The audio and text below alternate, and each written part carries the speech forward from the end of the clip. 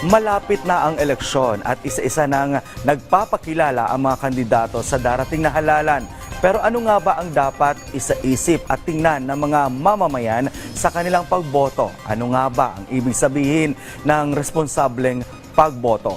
Yan ang himayin ni Professor Antonio Contreras sa kanyang punto de vista. Professor?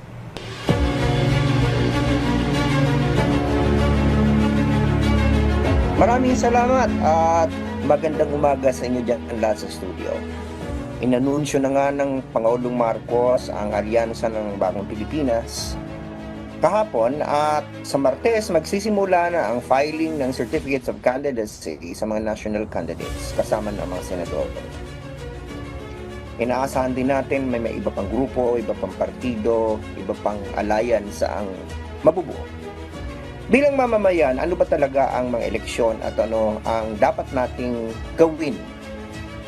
Alalahanin po natin na tayo po ay isang demokrasya at ang tawag po sa ating demokrasya ay representative democracy.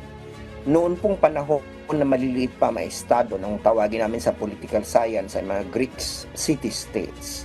Meron po tayong direct democracy na kung saan lahat ng tao ay sumasali. Although hindi naman lahat sapagkat hindi kasali ang mga may-ari ng property pero ibang usapan yan, hindi mga limitado lang po sa ilan na may pribilehyo pero may direct democracy. Hindi po naghahalal ng mga kinatawan.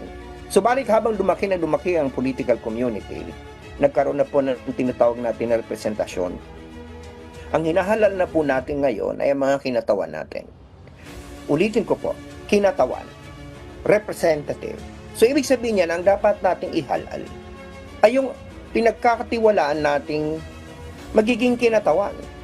Natatayo bilang tayo sa mga usapin na para sa bayan. Sa Kongreso man ito or sa Senado o maging ito man may isang local government units.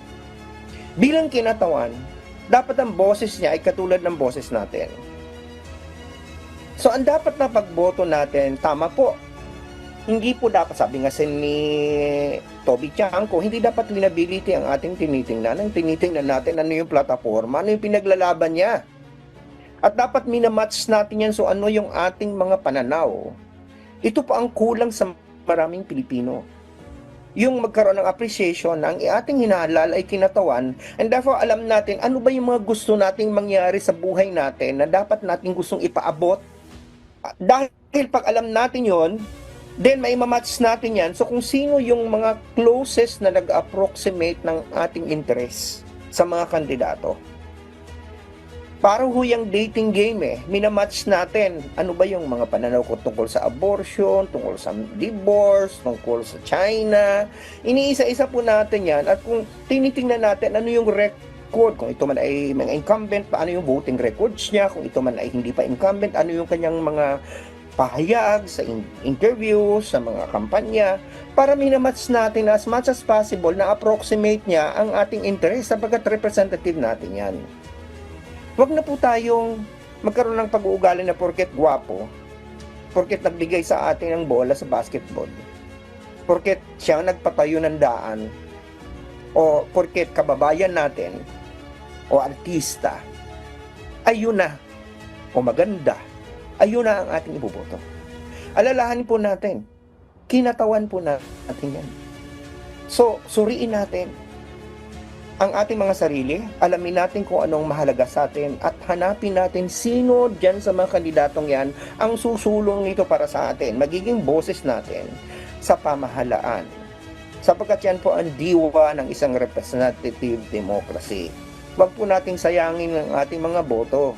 Yan na lang po ang ating partisipasyon sa politika, isa sa pinakamatingkad na eleksyon.